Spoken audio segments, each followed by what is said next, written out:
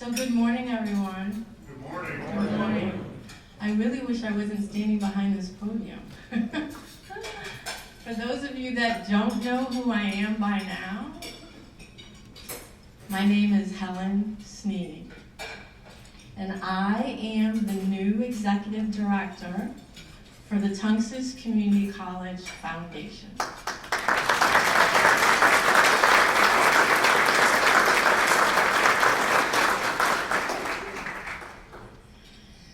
And I have so much to say, but a few friends of mine have said I really can't say it all. So what I try to do is condense my story for you. And I will ask you to please take a moment to look at the program book and just open it to that inside cover. And if you haven't had an opportunity to read it, I really ask you to read it at some point this morning. Because in order for you to fully appreciate and understand why I am so happy, why I want to bask in the moment, why I have this dress on, you have to read the story to really understand and appreciate my journey. I will tell you some of it because I just can't go without saying it. But at 3 months old, I was delivered to a foster home of John Beverly Sr. in Plainville, Connecticut. And his son is standing out in the hallway, and I've tried desperately to convince him to come in, and he won't. But please know that my foster father's son is here in the hallway, and he was standing with my husband while my husband was playing saxophone, so I know all of you heard that saxophonist this morning.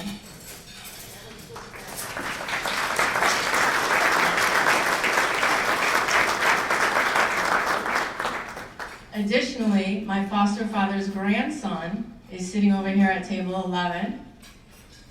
So please read the story because there are so many other people in the room. Someone that I went to kindergarten with is here in the room.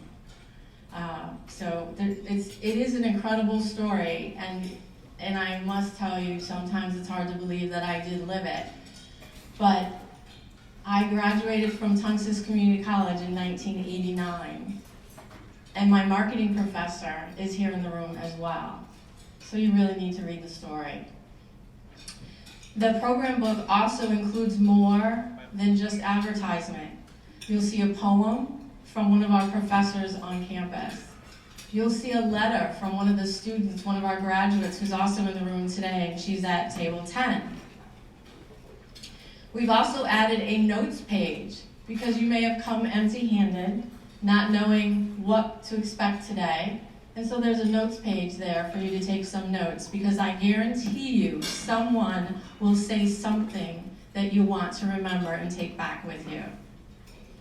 We have an open house at Tunxis Community College, and the date is in there. And maybe you aren't really sure of the demographics of our students or how much it costs to attend Tunxis. Guess what? That's in there too. So there's more to our program book, much like there's more to me and more to this day than just what you see here. And so with that, I have to look down at my notes and see where I'm supposed to go next. I will ask you to stay, if possible, until the end, because we have a magnificent announcement to make. We are going to make history today, although we already have. We have 190 people in the room this morning, and last year we had 150.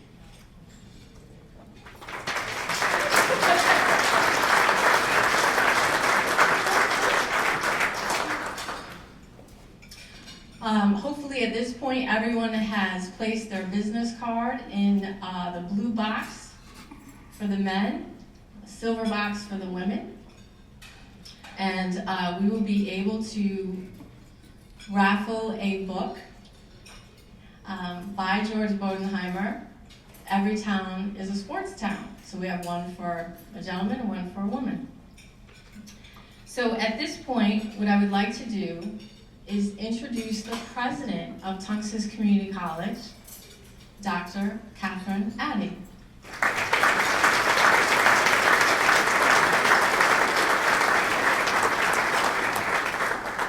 Thank you very much, Helen. Yes, we are fortunate that she is with us today. I also want to recognize a few other people in the audience. Although everybody is a star this morning, I particularly want to say thank you to Representative Betty Bocas from Plainville and Representative Tunxis. To Mayor Aaron Stewart from the City of New Britain.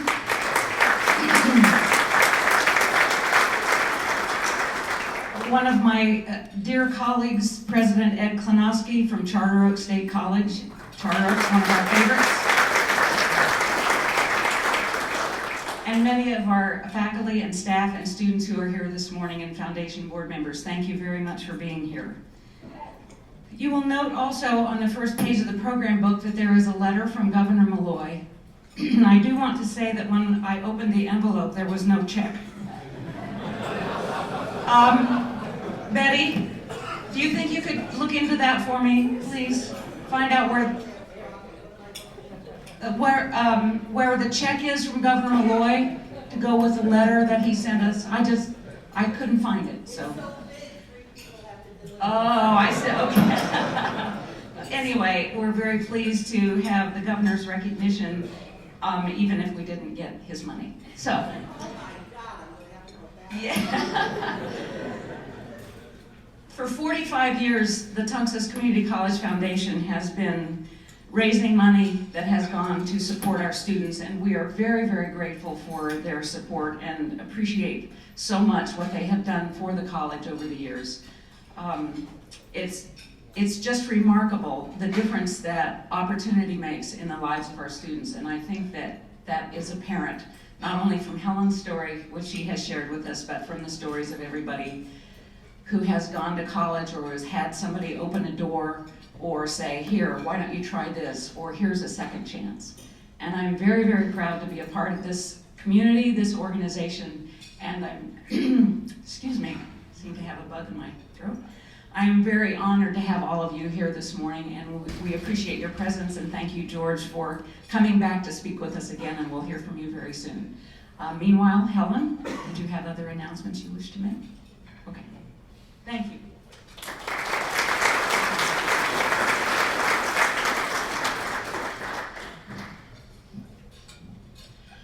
So I appreciate your comments, Dr. Addy, and I want everyone to know that reading a script is actually very difficult for me because I'm not one that's very good with routine and following a script. So she reminded me, and I apologize for not saying it, that I appreciate all of you for being here, because many of you came just because I picked up the phone and said, would you do me a favor? It's my first time doing this, and I really want to have a full house. And I really want to have an environment where people can feel as though they are networking and meeting other people. And so thank you to all of you for coming, and I apologize, and thank you, Dr. Addy, for helping me remember. I also want to take a moment to thank the sponsors that we did have help make today possible. You'll see a complete list of them at your tables. So again, thank you. I also want to take a moment to thank the 13th floor who helped me put the program book together. And they also helped with the invitations. So if you are ever in need of services like that, please consider the 13th floor in Bristol, Connecticut. So again, thank you, Dr. Addy. At this time, I'd actually like to bring up someone. I feel as though I can't introduce him because everyone in the room already knows who he is. But I do want to take a moment to say that this gentleman has been a part of the economic conference since 1997. I also want to say that he's been extremely wonderful to have as a president on the board of directors. I also want to say that this wouldn't be possible without him. So thank you, Chuck Pagano.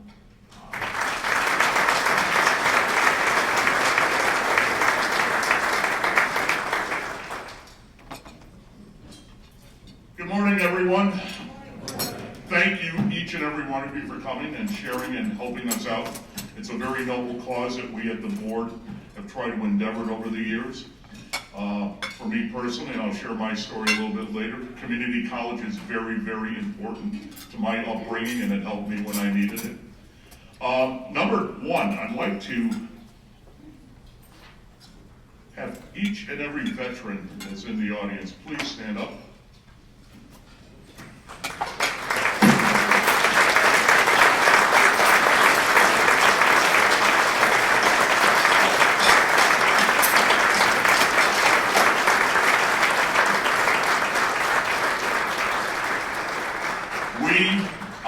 And everyone here, thank you for your service. Because without your sacrifices, we may not have been here. So thank you. Next, I'd like to have all the Tunxis students and alum and scholarship recipients please stand up.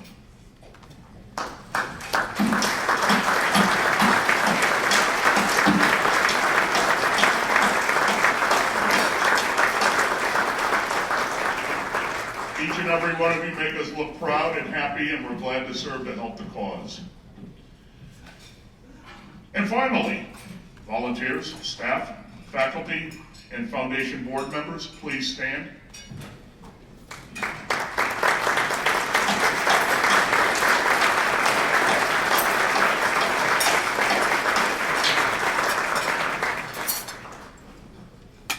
When I say it's a team effort, that's an understatement. To pull this off and to continue the progress that we do on a yearly basis, weekly basis, monthly basis, it is a team, and we're surrounded with a great bunch of people to help the cause, and they're there when you need you, all for the right old price of zero, because you're contributing and you're helping do better in the world, and that's what leadership is all about. Thank you. All right, it's now my honor to introduce our student speaker today, Nelson Algarin, Jr. Nelson is a former Marine whose story and personal journey from the battlefield to the classroom is an inspiration. Nelson overcame survivor's guilt, addiction, and the difficulties of transitioning back to civilian life. Nelson, come on up here. You don't have to stand there.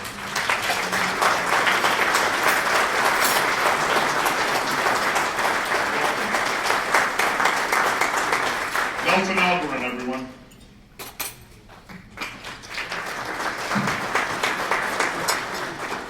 Morning, everyone. Well, I took public speaking. They didn't tell me I'd be speaking in front of over 100 people. I'd like to personally thank you all for coming out here. It's an honor to speak in front of all of you, and it feels kind of nerve-wracking to see all those faces, but it's empowering as well. If you don't know who I am, I'll introduce myself again. I'm Nelson Algarin. I'm currently a student at Tunxis Community College. I am the current president of the Veterans Club and help run the Veterans Oasis down in Tunxis, which is, in my personal opinion, the best Veterans Oasis in the state. I'm very proud of that. And to give you a little more background on myself, I served 4 years in the United States Marine Corps. I joined at the age of 17, right out of high school. I graduated, spent about a month at home celebrating that I graduated high school barely, and took off to Marine Corps boot camp in Parris Island. Now, for the past week, I've been thinking about the best way to really summarize 4 years that I spent there, because I did a lot of things out there. And one of the best ways I could think of was just mentioning a few iconic dates for myself. And one of them was my 18th birthday. Now, you think of most kids who spend their 18th birthday, they go out to a club, or they go to a party, or they just have friends over a house and do whatever the kids do nowadays. And me, I spent my 18th birthday in the Crucible in Parris Island in 10-degree weather, freezing and working as hard as I could to earn the title of Marine. My 19th birthday, I spent in the middle of the desert in southern Afghanistan. And during that day, all I did was spend about 6 hours in a guard tower. And I spent another 6 hours going out on patrol. And the rest of the day I slept mostly, because I was tired. But a month later, I would find myself, about a month and 3 days later, I'd find myself in my very first engagement. And that was probably one of the most life-changing moments in my life, because just so many things happened so quickly, and to walk out of that and come back to the base and sit there and realize I just spent about a couple hours ago, I just got shot at. I just went through something that very few kids my age ever will go through or come close to experiencing. And it really changed my outlook on life. It changed my outlook on the way I see a lot of things. And from then on, was when I really began to change my behavior, because before that I really didn't know what it was to appreciate the life I have, to appreciate the things I have. And that was the big changer. I went on after that to finish my deployment in Afghanistan and come home, and little did I know the challenges I would have to face. I spent the last 2 years of my Marine Corps service in the Marine Corps, went on a deployment overseas. We went on a MU, which is known as a Marine Expeditionary Unit deployment, where basically they attached an infantry battalion, mine, to a couple naval ships, and we sat off the coast of Libya during the incident between Gaddafi and the rebels in Libya, and we sat there waiting just in case anything happened and we were needed. After that, I came home and got myself ready to come home for good, finally. And that was where I thought I was done. The hardest part was over. But little did I know that the hardest part was just beginning. And that was transitioning to be back here. I had somewhat of an idea of what I wanted to do when I came home. I wanted to go to college. I wanted to get my driver's license, because I still haven't gotten that yet. And I wanted to start working. Now, when I first came home, I thought I was okay. I thought I could tackle all these things on at once. I kept telling myself, hey, I've been through combat. I've been through so much worse than this. How hard could it be? And little did I know it was a much bigger challenge. Now, to give a little more background to my Afghanistan deployment, my platoon lost two soldiers. Both of them killed by roadside bombs. Both were very good friends of mine. My company and battalion lost more than that. And I didn't know how much of an effect it really had on me until I came home. Because one of those good friends of mine, I lost him on my sister's birthday. So it was hard when I came back, when my sister's birthday came around, to really celebrate, because all I could think about is what happened that day and how I felt. And the way I made the mistake of choosing to rely on drinking to try to solve that problem. And for a while I kept relying on that, and it got to a point where my own family, my own mother, my own sister didn't recognize who I was. They saw a completely different person, someone who had suffered scars from war. And I was so full of pride and so stubborn, I didn't want any help at the time. I didn't think I needed it. I thought I was stronger than that, and then it came to a point where I scared them to a point where they told me I needed help. And when I saw how they looked, when they saw how I acted, that I knew I couldn't keep going the way I was. And I had to get help. And that's when I decided to check into the VA, and I spent the year in therapy. And throughout that year, it was a tough struggle, but I came out of that year a lot stronger, a lot wiser. And after that year is when I started my journey at Tunxis Community College. And I have to say here today, fully honestly, Tunxis has been a major factor in helping me become the person I am speaking in front of you today. I don't know where I would be without Tunxis. I don't know where I would be without the professors at Tunxis who taught me. I don't know where I'd be without Dave Welsh and Karen DeBerry there to help me, and along with so many other veterans that are there by my side to help me keep going. And now, this is where it's a shock for me, because I just finished signing up for my last semester at Tunxis. And as I stood there looking at my course guide, my degree guide, I sat there and went, wow, 8 years ago, I was a CD student in high school. Didn't have any idea what I wanted to do with my future, didn't know where I was going. I just knew I was going to the Marines, I was going to go from there. And now here I am with currently a 3.3 GPA. I have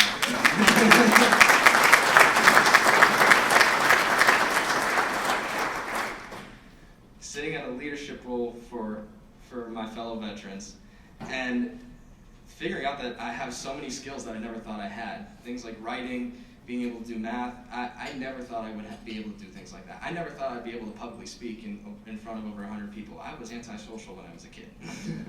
So it's even now, it's still a major shock for me. And it just makes me that much more proud of myself and thankful for everybody that's helped me get to this point. I really didn't, it's still quite a bit to take in. I'm sorry. And then Karen is the one who helped me really go forward with my plans. She's been like a second mother to me. I can't stop thanking her enough for all her help.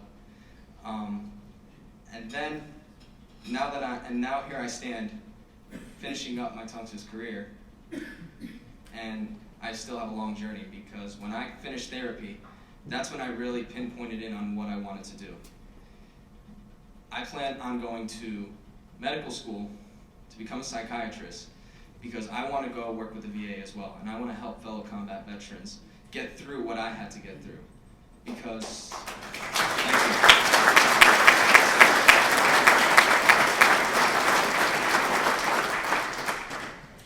and I want to help create more communities like the Tunxis Veterans Oasis, because I've realized after my year of therapy and spending time in Tunxis that veterans are the ones who can help other veterans. We are always there. We are the ones who understand each other, and we need to be there for each other as much as possible, including support from people who aren't veterans. That combined with support from other veterans as well is what's going to help guys like myself get through what we did and become as ambitious as I am right now to reach our goals and to make something out of ourselves and to continue to constantly achieve the way we did during our military service. And it's something that I still cannot be thankful enough for, and I'm very happy about it. And even though I'm graduating next summer, I'm still going to continue to strive to achieve myself and make not only myself proud, my family, my friends, my other veterans, and everybody that's helped me. One more name, she's not here today, but I have to name her as well because she's helped me, is my current advisor, and she was my Composition 1 and 2 professor, Professor Sally Terrell. She was probably, besides Karen and Dave, she was one of the biggest factors in helping me realize how good I was at writing. She helped me write my very first narrative in Tunxis during my Composition 1 class, and that paper went on to get nominated to be part of the school's book, which is a collection of papers written by students in the past, and it ended up being published in the school's newspaper. And now here I am, comfortable with sharing my story with what I've been through, and some people would ask me if I would change anything. And honestly, I can say I would not change a single thing, because what I went through is what made me who I am today. And I have learned after everything that every person is going to go through hardships in their life, but you can't look at it as a hardship. You have to look at it as another challenge, another test to make you a stronger person and a better person. If you overcome that challenge, you show yourself that you can achieve anything. And I now fully believe I can achieve anything I set myself out for, thanks to the challenges brought to me at Tunxis Community College, and thanks to the challenges I went through coming back from the military. So, thank you so much for your time, and it's an honor to speak before you.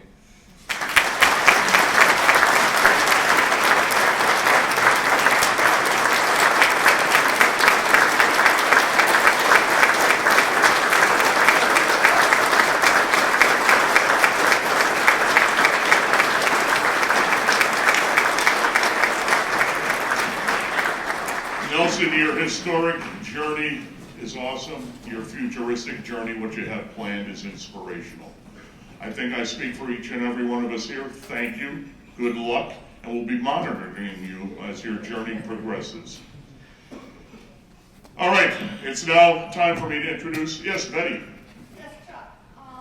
Nelson, I'm so pleased to hear your story. I belong to the Penville Women's Club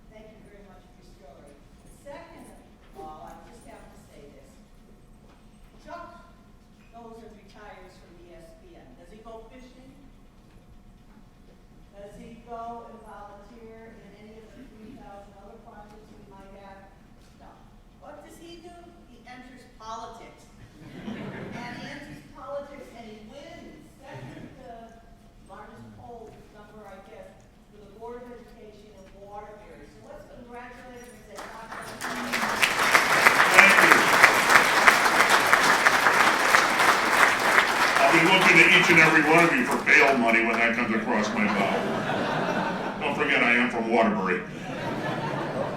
Thank you, Betty. It is now my honor to do the introduction of our keynote speaker today, George Bodenheimer. For those of you who aren't cognizant of the fact, I worked at ESPN for 35 years, starting before we launched in '79. It's been a great ride while I was there. And I had the honor of meeting this young kid who just graduated college. When did you join? Early '81, late '80.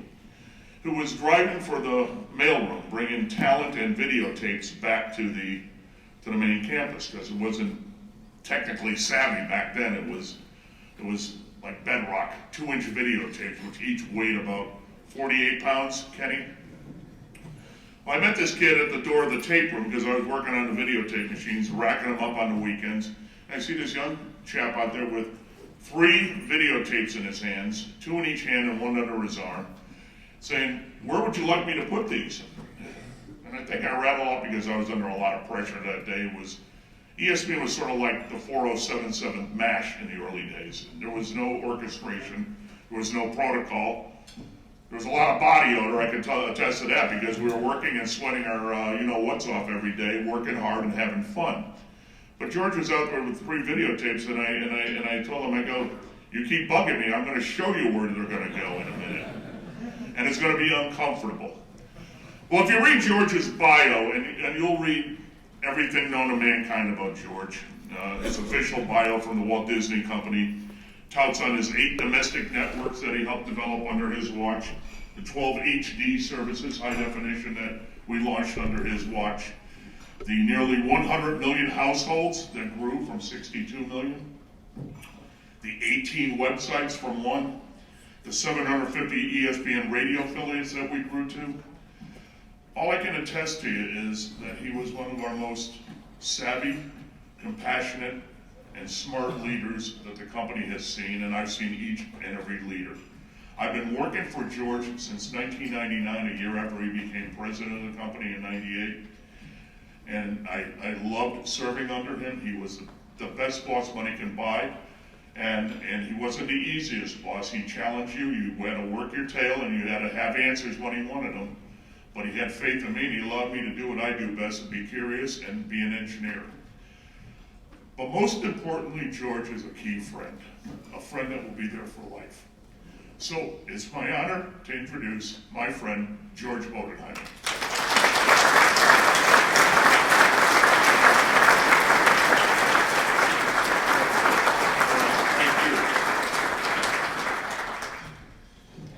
Thank you, Chuck. There's no introductions out there like being introduced by Chuck Pagano. But I say that lovingly. It's a pleasure to be here to support the Tunxis Foundation today and the Tunxis Community College. So thank you, Dr. Addy and Helen, for inviting me to be with you today. It's really a pleasure to be back in the neighborhood, if you will. Haven't passed exit 31 on 84 in a while, so it brings back a lot of good memories. I was fortunate to spend 33 years at ESPN, 13 of those as president, and I was often asked about, what's the best part of ESPN and all that. We got a lot of fans out there. I always gave the same answer.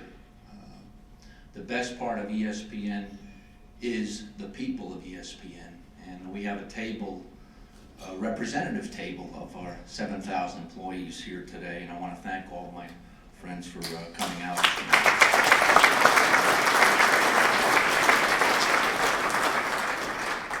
I also want to add my congratulations to Chuck for his election as the Board of Ed in Waterbury, and it's not surprising that Chuck wants to give back to his community.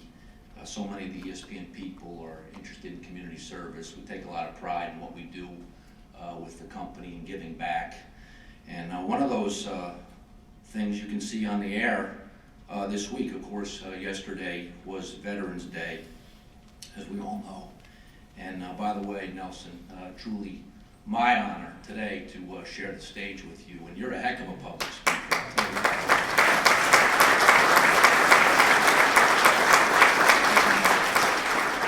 Two things in particular about Veterans Day that I'm very proud of at ESPN. First off is what you can see on the air, our 7th annual America Heroes tribute. In typical ESPN fashion, we took a day and turned it into a week. And indeed, there's a week's worth of programming, recognition, shout-outs, all sorts of things to recognize our military heroes and those everyday folks that serve as well. And yesterday, Sports Center came from the Air Force Academy in Colorado Springs.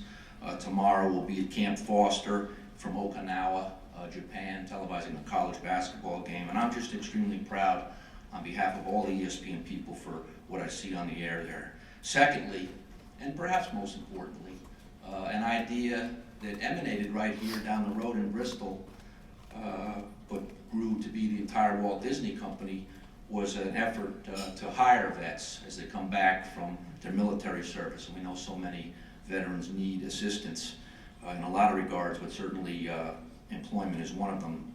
So we started a program called Heroes Work Here.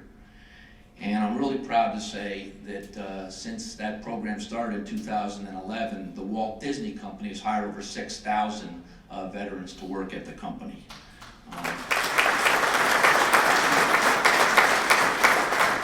In addition, because Disney is such a world-class company, they have a program called Disney Institute where companies actually come to Orlando and are taught best practices and things that go on with Disney, customer service, etc. One of the things is what we, the Walt Disney Company, are doing with veterans, and companies that have come and learned about Heroes Work Here from Disney have hired an additional 4,000 veterans since 2011. So I think I'm proud of what the ESPN company is doing overall, and certainly the parent company as well. And just want to recognize Veterans Day one more time for the important day that it is in the United States. So with that, I'd like to tell you a little bit about the ESPN story, how an unlikely company in a small town just a few miles down the road from here got its start, its humble beginning, and how it ultimately grew into a worldwide enterprise, basically creating a market for 24-hour sports.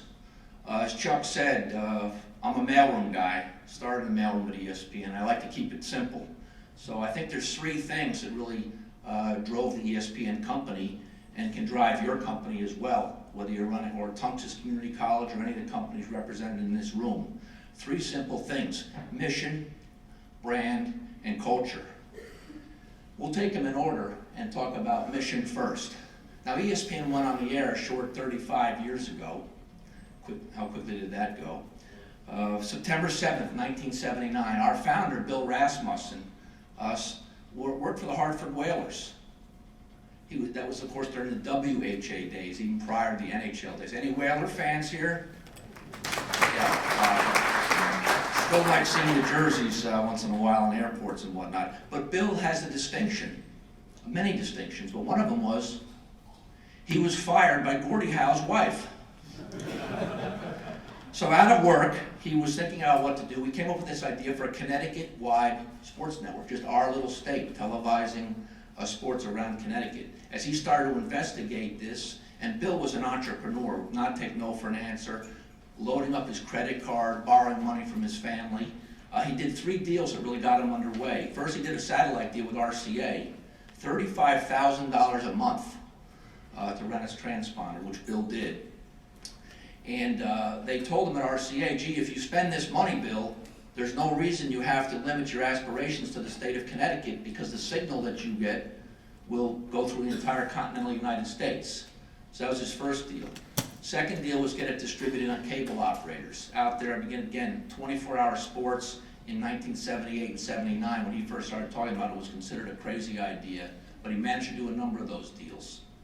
Number 3, the NCAA. What am I going to televise on 24 hours a day? He did a deal with the NCAA for all kinds of college product. And then lastly, out in St. Louis, he got the Anheuser-Busch Company to spend a significant buy with him in a completely, unprecedented way for them to support ESPN. So after a frenetic period of activity, Chuck was there that night. I mean, the place is being painted, wires are being connected, talents running everywhere, the early employees running around. It's a frenetic activity. Come September 7th, 1979. Now, not many people were in a position to see the first couple of minutes of ESPN, so I brought along a little clip for you. So here it is, the debut of ESPN, September 7th, 1979.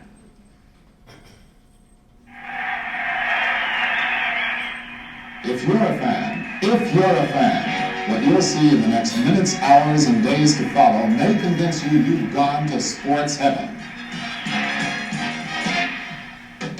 Beyond that blue horizon is a limitless world of sports, and right now you're standing on the edge of tomorrow. Sports, 24 hours a day, 7 days a week, with ESPN, the Total Sports Cable Network.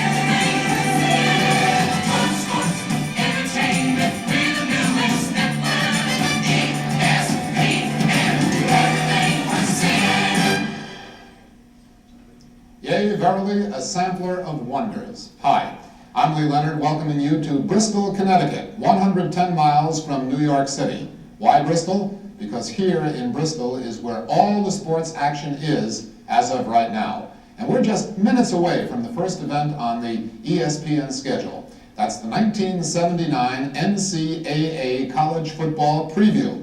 And then we're going to follow that with a doubleheader of games. 2 of the Professional Slow Pitch League World Series games will be seen tonight. Now, softball is one of those rare sports that everybody knows something about. Why? Because we all play it on Sunday when we drink a little beer.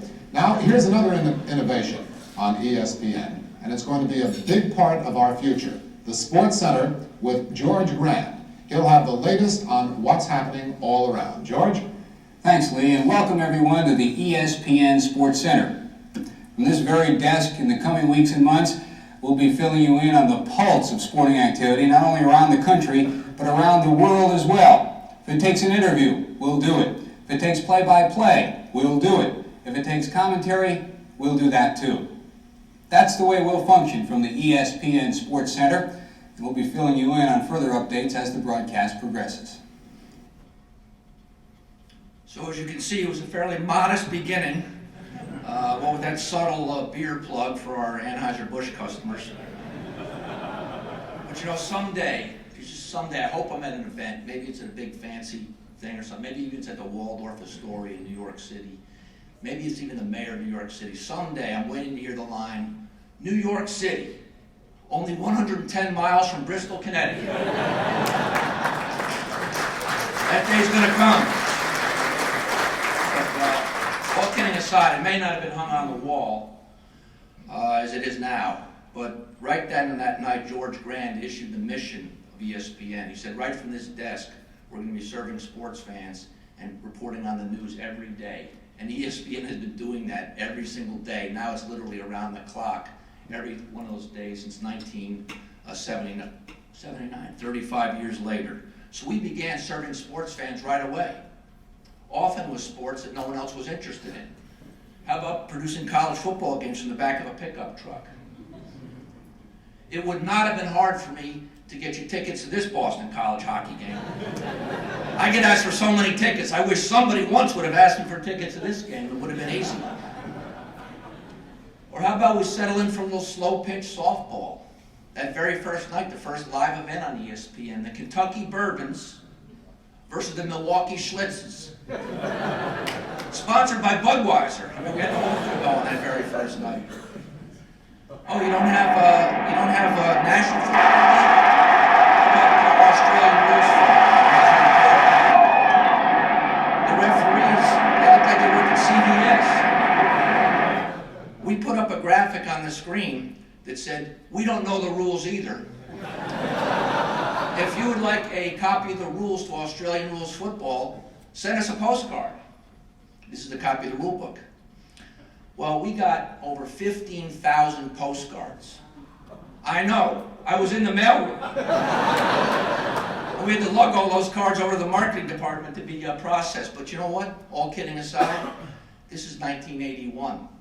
We had no idea who was actually watching us. We weren't rated by Nielsen. Right now, the ESPN executives know by the time they get to work how many people specifically were watching ESPN, any network last night, how many people were on .com, how many people were accessing us on mobile. We have all this information now. In 1981, we had no such information, and literally getting 15,000 postcards for Aussie Rules football was like one of the first tangible examples we had at the company.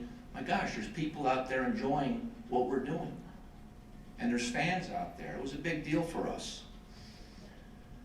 So to me, the most important thing you can do, again, whether you're running Tunxis College, ESPN, or any business in between, is to define your mission and drive it home.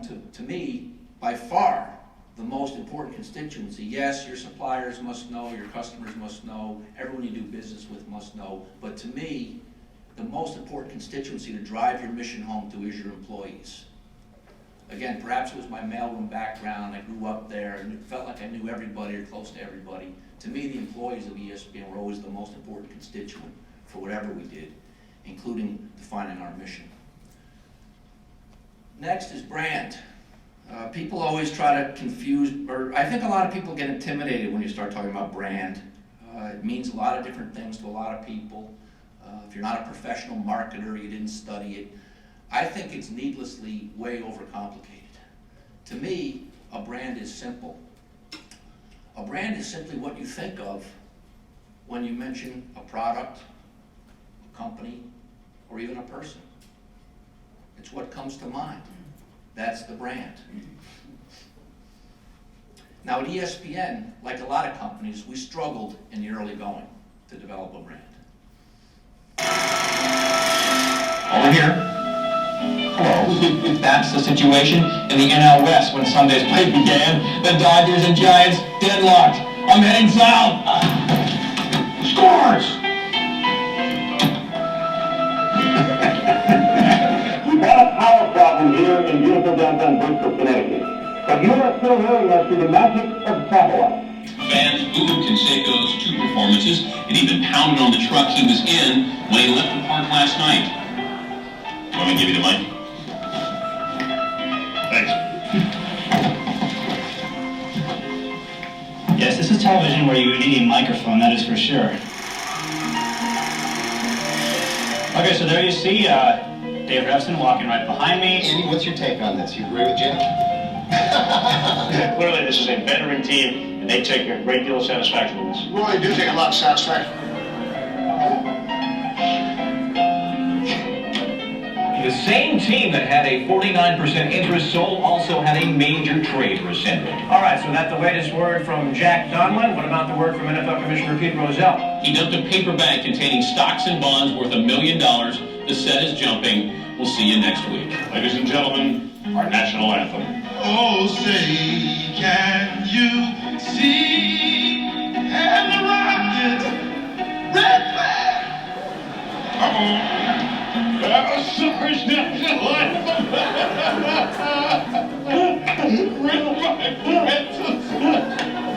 Written by Francis Scott off-key.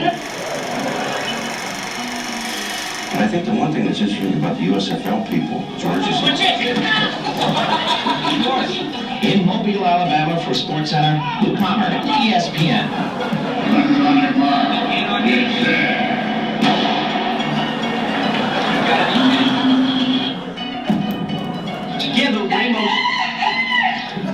The key to success in the offensive huddle is concentration, and it's over a very short...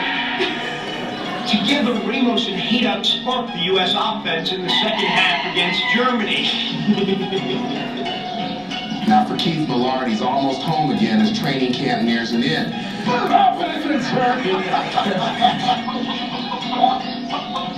afternoon for dinner. And Syracuse comes from behind a man to beat Georgetown. And the Philadelphia again. That's a wrap. The news is good.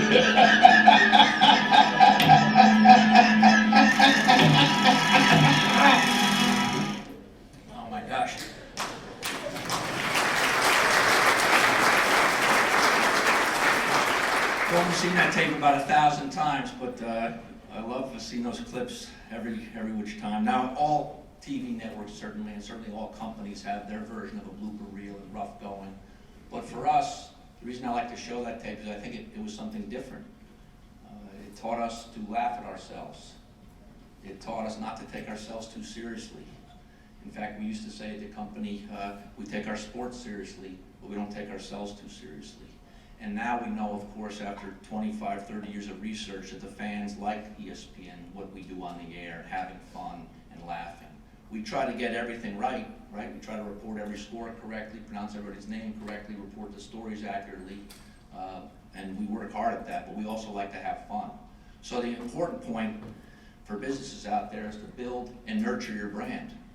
We know that having fun became a part of the ESPN brand, and that's embedded in our commercials and our company communications. So I urge you in your businesses to know what your brand is and always continue to try to work on that, nurture it, protect it. It's even more important today where your competitors are only a click away with everything going online. We were fortunate too, as a television company, we have plenty of commercial time, and we use a portion of that, as you know, to promote what we're doing. So many years ago, our ad agency, this is over 20 years ago, came up with this notion of a This Is SportsCenter commercial. And the creative concept behind that commercial was simple. Remember Lee Leonard on the very first minute of the air, he said, well, gee, as of now, the center of the sports world is right here, which was a bit presumptuous. But our agency, and actually he's a very young man, he's like 22 years old, youngest guy on the crew, said, gee, if this is the center of the sports world, won't the world's greatest athletes be coming to Bristol, Connecticut and ESPN to experience what the center of the sports world? That has begat 20 years of This Is SportsCenter commercials. An eternity for an ad campaign. It's won many awards. We have over 400 in the completed. And I brought along three of my favorites here. Two relatively current and one, remember way back in the millennium when everything turned into 2000 and nothing was going to work that next morning, no ATM, no watches or clocks? You'll recognize what this was about on the last spot. Take a look. Hey, Ovi. Hey, what's up? What are you doing in the dark, man? Nothing, just the late night filings. Really? Late night filing? What are you, a Russian spy or something? Yeah, right. All right, catch you later. Yeah, see ya. Пронесло. Да, чуть не спалили.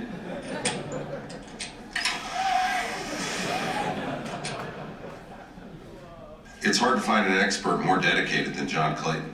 He's the consummate pro. We'll see how the 4-3 and the cover 3 work together. John Clayton with the lead. Thanks, Dan. Take care.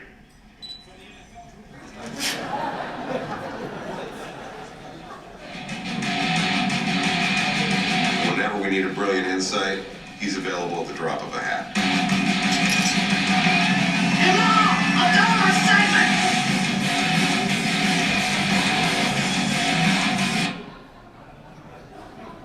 With the year 2000 approaching, we're trying to make sure the software here at SportsCenter is Y2K compliant. Y2K test in 3, 2, 1. Oops.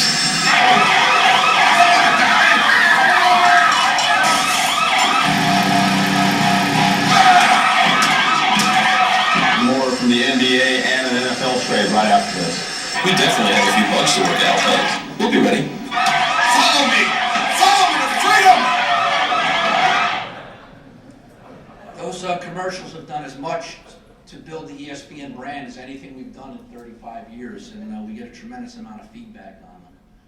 We're really fortunate to have developed that program around SportsCenter. So the point on the brand is to make sure your employees, again going back to the employees, know what your brand is. We developed the brand promise out of our marketing department so we can communicate simply and effectively to our employees. As you can see, ESPN is sports, which is what we do, with authority, like we like to think how we do it, again, getting the names right, the scores right, etc. And then what we've been showing you here, some of the personality, anchors having fun on the air, laughing at yourself. That whole campaign builds into that every day. So that's brand, again, critically important, I think, for all businesses going forward. Lastly, and I think most importantly, is culture. As business people, There's a lot of things you can't control. When you're at ESPN, there's a lot of things you can't control. Obviously, you can't control the economy.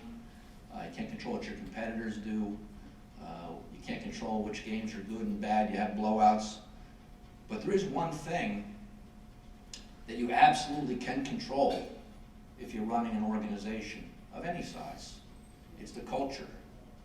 And it is your responsibility as the top person in whatever organization you're in is to manage that culture, because it all does start from the top. It is impossible, in my opinion, to have a culture that's different than what is embodied by the top people. And I'd like to take a couple of minutes to talk about the ESPN culture, because whether it's the table full of folks here or the 7,000 people down the road or Mr. Pagano, who's been 35 years there, I don't know what it was. Maybe it was our location here in upstate Connecticut. It's certainly not a media center. Maybe it was our kind of blue-collar work ethic. We worked extremely hard. People always ask me, how did you guys, what did you guys to succeed? Like, we worked really hard to succeed. Maybe it was the fact that the rest of the industry was laughing at us for the first 10 years of our existence. I don't know what it was, but some combination of those things created a culture that exists just down the road from where we sit this morning that I think is ESPN's strategic advantage. It's a culture embodied by hard work, optimism, integrity, family values, paying attention to what's important. And I'm going to just touch about a few of those things here today. First is A Little Engine That Could. You may have heard of this book. 10 million copies have been printed worldwide, but it teaches optimism. Of course, you may know the story. There was a big job to do to get over a mountain, and the big engines said it couldn't be done, and the little engine took on the job and huffed and puffed and got it done. I just always liked that story. You know, about working harder, about remaining optimistic. If you want to be a leader, you better be optimistic. People don't follow pessimists. It just doesn't happen. So I just always liked the notion. I liked the notion of ESPN remaining an underdog. There was 20 years of being an underdog at ESPN, long before you could open up the paper and see ESPN leads Disney earnings. What? ESPN, was there a misprint? No, it wasn't a misprint. You'd read that same thing for 10 years in a row. ESPN driving Disney earnings. ESPN gets Monday Night Football. Misprint? No, that's Monday Night Football. The Masters, Wimbledon, US Open, Major League Baseball, the BCS Championship, put all those on the list. Long before we got those things, ESPN was the underdog. Yet, what I tried to preach to our employees when I was president of the company was to maintain that underdog status. The underdog status is a valuable thing in business. You start reading your own headlines and how great you are, it's a bad day. So I like optimism and underdog status. Employee passion. Here's some shots from the early days. And again, whether it's the employees here this morning, many of whom have been here over 30 years, or the employees working up the road, I guarantee you that our competitors underestimated the passion of the ESPN employees to produce a product that America and ultimately that sports fans around the world are going to enjoy. Of course, we were lucky. We were in the sports business, and people are passionate about sports, as you can see from a couple of pictures here. And ESPN tapped into that. And maybe Aussie rules football, which everyone was laughing at us for having, or college baseball or college tennis, was small audiences. And in the world of big-time sports media, you were considered sort of an afterthought in the business. Guess what? We were serving fans. And every one of those sports has a fan base, and ESPN tapped into that.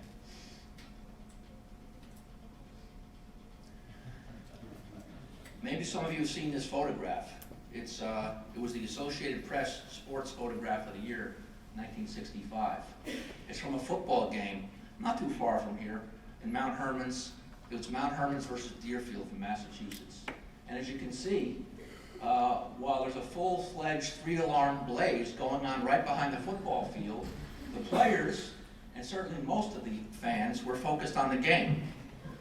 It was a bad day for Mount Herman's on a couple of respects. A, they lost the game, and they lost their science building. But I discovered this photograph when we were building the first ESPN sports zone in New York. Disney used to refer to it as regional entertainment. I called it a sports bar. And when we were building it, we were buying all kinds of artworks when I first saw this photograph.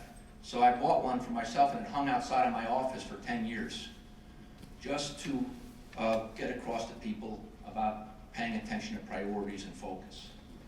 ESPN has had company priorities since 2002. Our ratings were tanking and we were really in bad shape. And I discovered something, that a lot of our executives got most of their information about the company from reading our press releases. And I said, you know, geez, the communications department, they only put out the good news.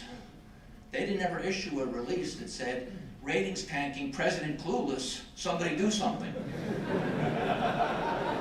So I gathered about 60 employees in a room not too far from here, and I said, guys, our ratings are tanking, every day part, every show, nobody seems to be on top of it, what's going on? And somebody in the back of the room raised their hand and said, well, why don't we make raising ratings our top priority? And from that day on, we went through a process of setting company priorities. And we turned it around right away. We turned around our program, we turned around our promotional strategy, we got everybody involved, and we went on about a 10-year run of increased ratings. And you can see the 14 and 15 priorities here, still going strong at the company.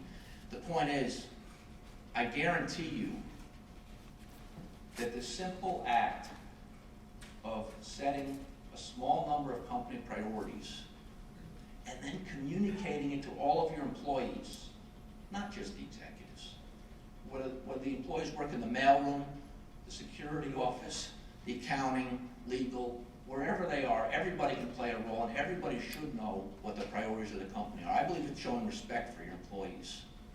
I can't tell you how many times I would be out doing industry things and conventions and some CEO type would come up to me and say, hey, I hear you create company priorities, I hear you print them on a card, and I hear you give one to everybody. You know, can you tell me about it? So, well, sure. We set company priorities, we print them on a card, and we give one to everybody. That's sort of it. But guess what? It works. This simple process, I think a lot of companies don't do this, or if they do, even worse, they stick it in their top drawer and they don't bother to tell everybody. And then at the end of the year, they see if they somehow achieve their priorities. It doesn't work that way. This has been a big help to the ESPN company over the years. I also never missed an opportunity, in this case it was just the back of the card, to talk about the company's mission and values. And you can see the mission was updated as we've all gotten new devices and we're all carrying computers around in our back pocket. And you want to see those scores and even watch a game occasionally. Our mission now is to put our product on those devices wherever and whenever they are. So Vince Lombardi is obviously a quote machine, but I like this one because it kind of summarizes how I feel. You know, if you have 7,000 employees, if you want your company to be humming on all cylinders, you need to do your best to get all 7,000 people involved. Again, I think it's part of my mailroom background that helped me realize that everybody plays a role in a successful enterprise. Everybody, from the people delivering the mail to making sure the snow is cleared so everybody can get in on snowstorms.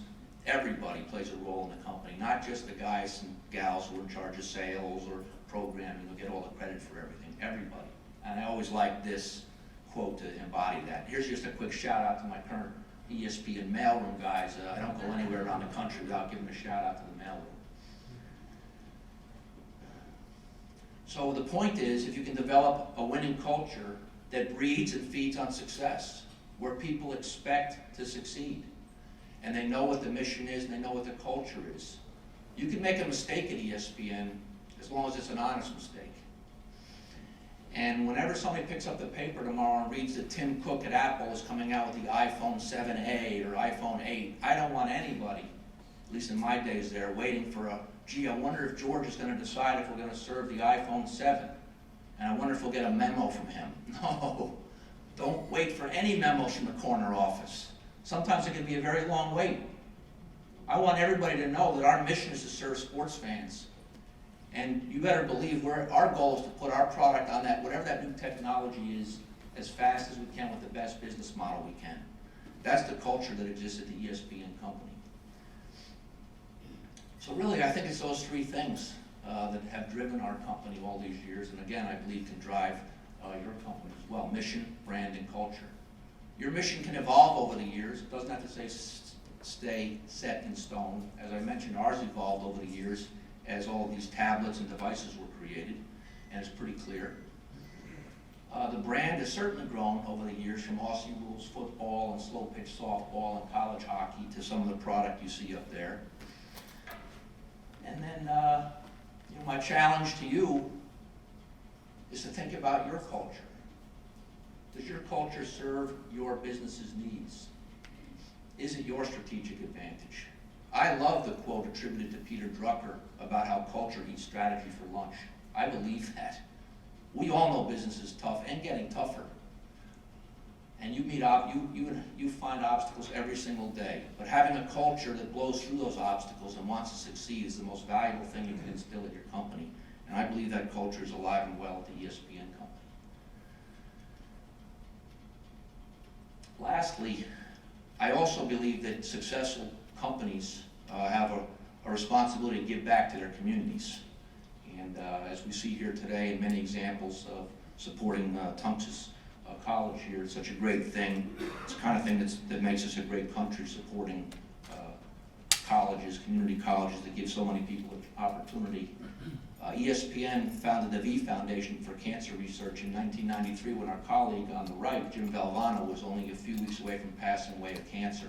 And that's a shot from the 1993 ESPYs when he delivered probably the best 10-minute speech I've ever heard. If you haven't had a chance to see it, if you have an extra 10 minutes, Google it. He was only a few weeks away from dying. He barely made it from North Carolina to New York for the ESPYs. He barely made it on stage that night. But for that 10 minutes, it was almost magical, as if the cancer had left his body. And he delivered a magnificent, heartwarming speech. Stu Scott, a beloved colleague who also passed away just earlier this year from cancer, gave an equally eloquent speech at the ESPYs last summer. And I'm proud to say the ESPN company supports the V Foundation along with many other charities. And I found that the ESPN people, it was important for the ESPN people to give back. Whether it's the Bristol Boys and Girls Club, Tunxis, Soup Kitchens, YMCAs, the V Foundation, our people came through all the time, and often with our modest encouragement would go break down the walls and help other people who are less fortunate. And I think it's an important part of building a culture at a company. Quick plug, yes, I wrote a book. I thought writing a book was hard. Selling it is even harder. The only reason I bring it up is all of my proceeds will be donated to the V Foundation for Cancer Research, so appreciate any support you can offer to it.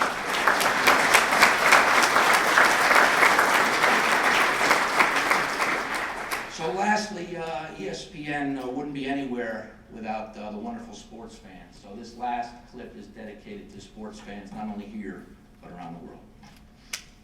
Raleigh, North Carolina. Rockland, Wisconsin. Vallejo, California. Jekyll Island, Georgia. Bowling Green, Kentucky. My favorite sports team is Pittsburgh Steelers. The Packers. Packers are like your kids. You don't love them because they're good. You love them because they're yours. Go Phillies, go Eagles, go Sixers, go Flyers, go Irish. I like Eric Austin, Tony Aquamuck Elastic. I support the University of Rhode Island Cowboys. Let's go Cardinals. Say it again. New York Yankees, my least favorite baseball team. Go Bulls. I have a favorite drink. It's always game day. I live in every parking lot in the country. You gotta love your team, and I love this team more than anything in the world. That's what it's all about.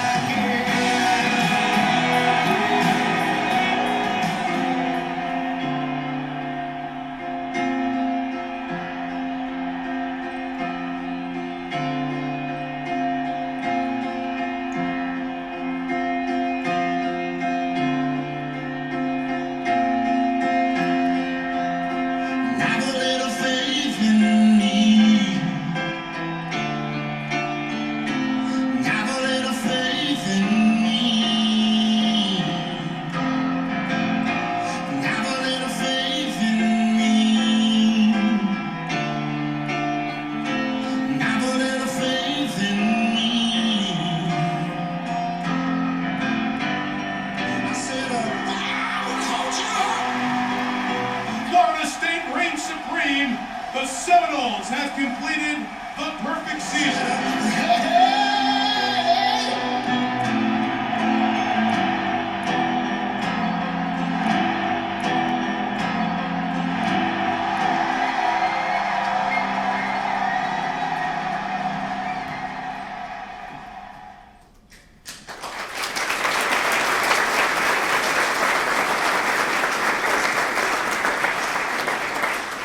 Thank you. It's truly been a pleasure to be here with you this morning. I want to congratulate Tunxis on all of its success and building fine leaders like we can see here this morning. So thank you very much.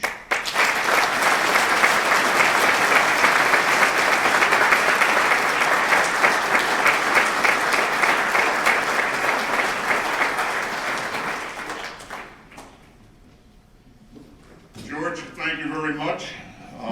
The story is a compelling story, and I hope each and every one of us may have gotten a couple of tidbits of things to do. And now we do the normal ceremonial gift for this person that gave up his time. So George, thank you.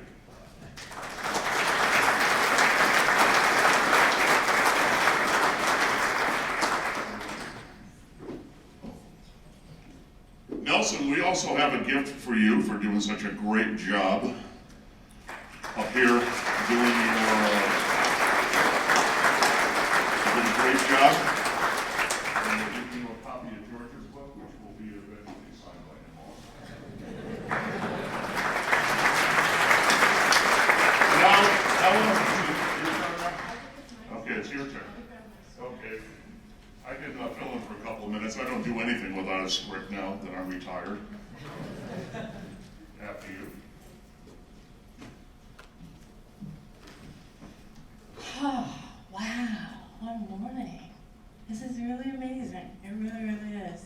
So thank you, everyone. Thank you, George. That was great. And Nelson, thank you for your service, and thank you for coming up and addressing everyone this morning. I'm just so fortunate. I really don't feel as though I can express it enough. Because when I say to you that I picked up the phone and called people and said, would you please come out this morning? Because I really wanted to have a full room. And so many of you answered the call, and my husband playing the music this morning, so thank you so very much. Trying not to be overwhelmed. Something else that happened recently was I had an opportunity to spend some time with the business club students on campus at Tunxis, and it's been fun, I must tell you.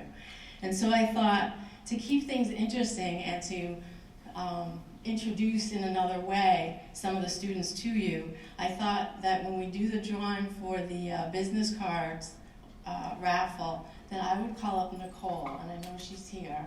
There you are. Come on up, I'll have you draw the name for the business card.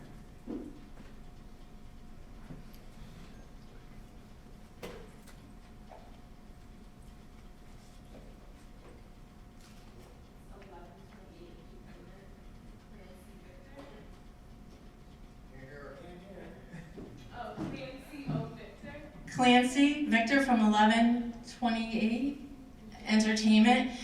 So for those of you that may not be familiar with 1128 Entertainment, it's the organization in which June Archer puts together the 100 men and women of color. So thank you, congratulations.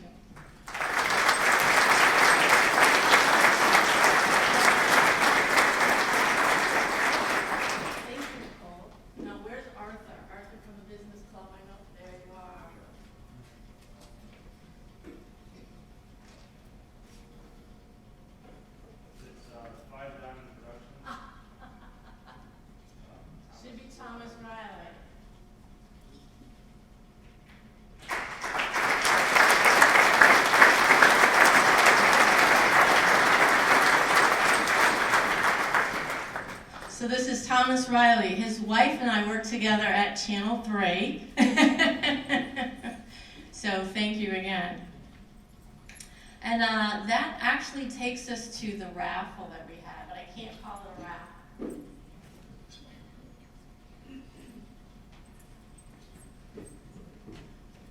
So our non-raffle. There are many of you that were kind enough to donate this morning, and this special fund, thanks to all of you, we were able to raise $600 today, so thank you, thank you. And so the $600 here will go directly into the Student Bus Pass Fund, because we have a tremendous number of students that ride the bus to school. So that's where this will go. So from the business club, Tonya, come on up.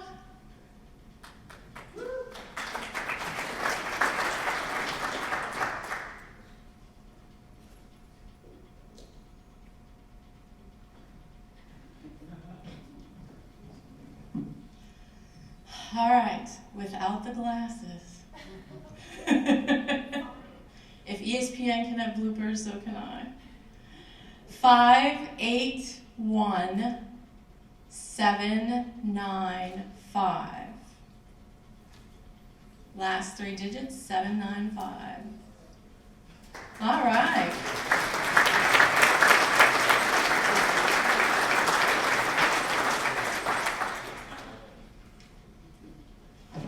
So you have a $200 gift certificate to the Palace Theater in Waterbury. Thank you. Thank you, Palace Theater, and thank you, Ruth, for doing that.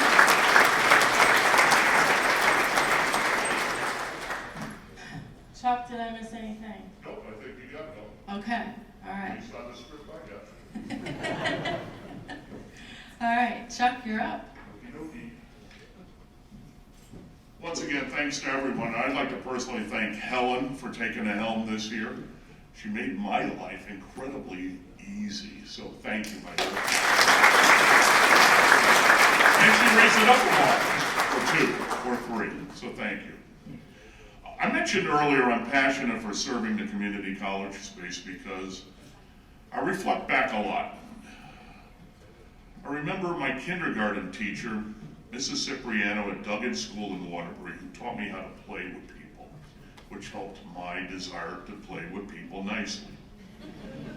I thank Mrs. Sackey in my 3rd grade for making me so cognizant of my penmanship, even though she wouldn't recognize it now, and my desire for studious study all the time. I thank my math teacher, Brian Riley, for instituting that math gene in me somehow that made me become the electrical engineer that I became. I thank a lot of areas. When I got out of high school, I really had no clue what I wanted to do. Certain aspects I don't anymore right now, but it's okay, it's allowed.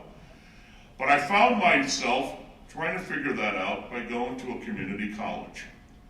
It wasn't this one, it was then the Mattatuck Community College in Waterbury, which is now in Naugatuck Valley. Good shout out, thank you. There's a bunch of people there.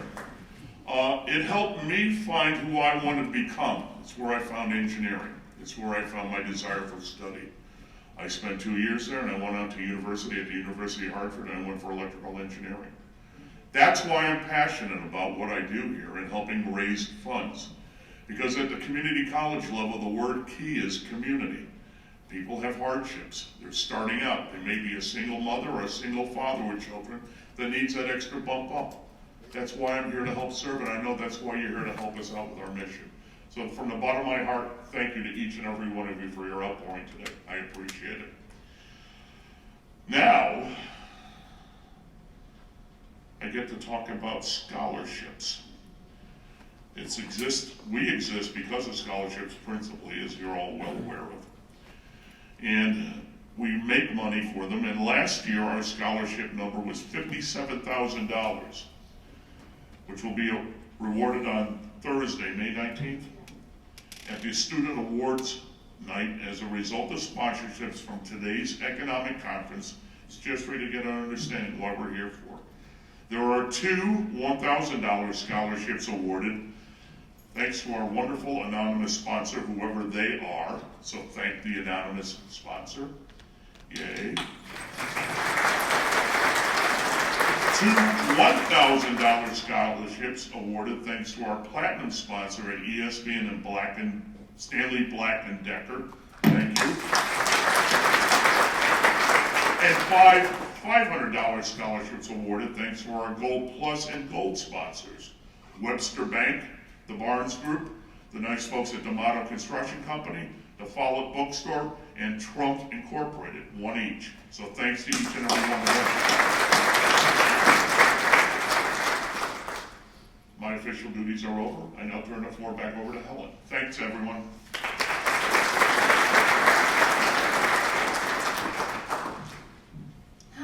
Yes.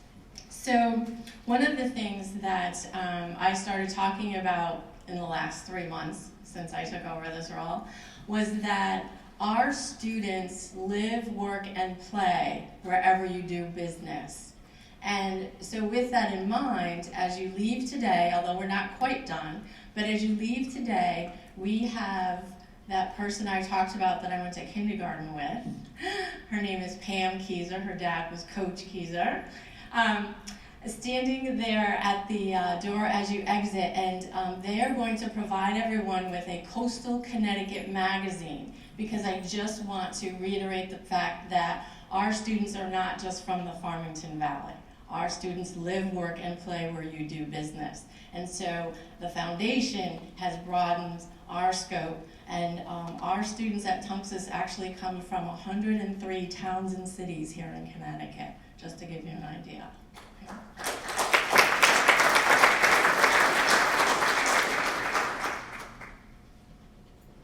I believe I'm trying to, Sal, are you up next, Sal? Okay. So I'm very fortunate not only for having all of you here, the sponsorships, our students, the faculty, the volunteers, but I have a great group of gentlemen on my board of directors and women as well. My executive committee comprised of Chuck Pagano, but I have two very, very, shall we say, humble executive members. One is Jean Francis, who never wants any acknowledgement, but thank you. And the other one is Sal Vetrano, and I really do have to thank you, Sal, because Sal is really the person that made this really big announcement possible. So come on up, Sal.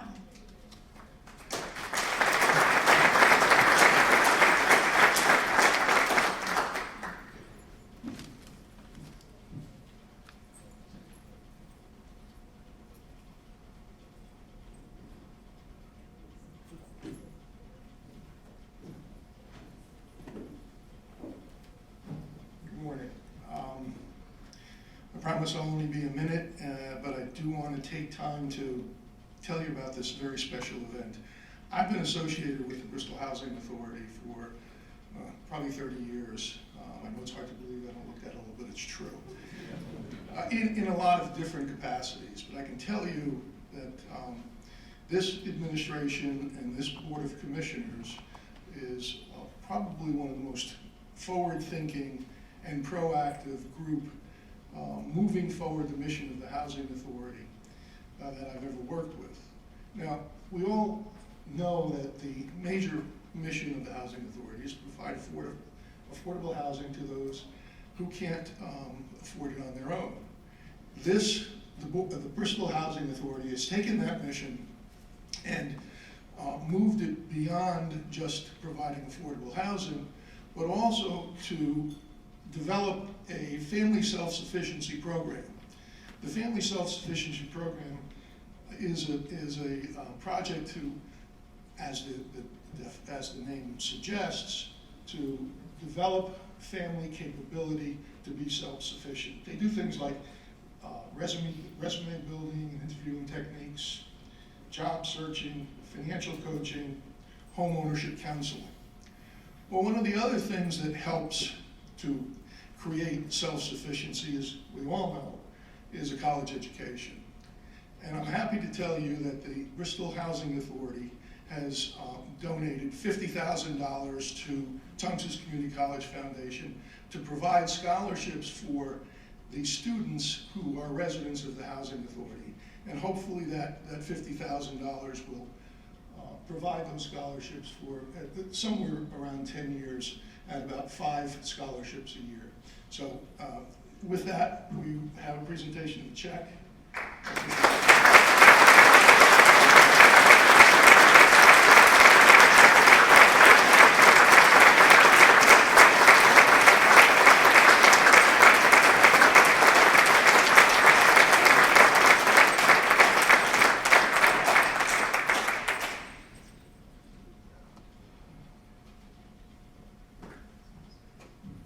Oh.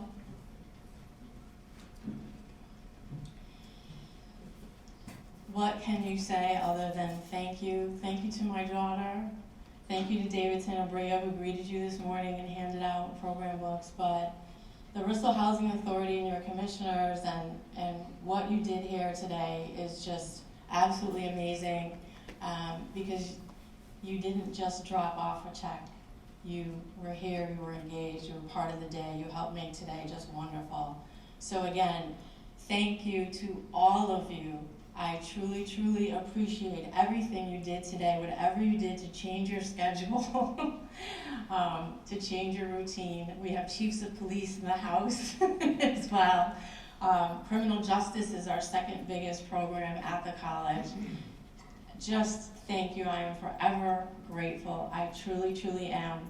But please know that we all did it together. Thank you.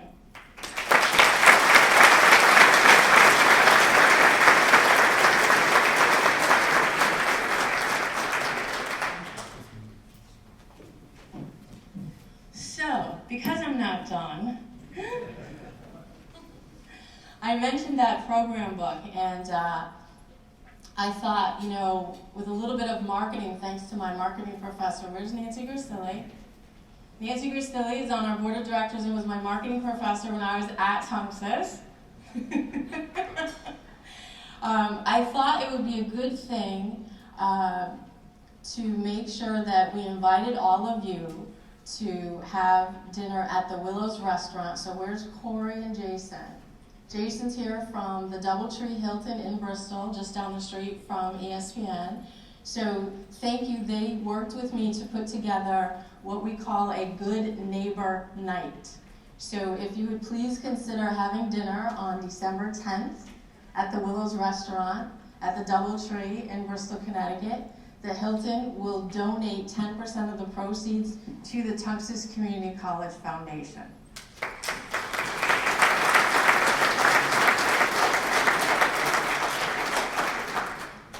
Thank you. Enjoy the rest of your day. Please see Pam and Kim on your way out.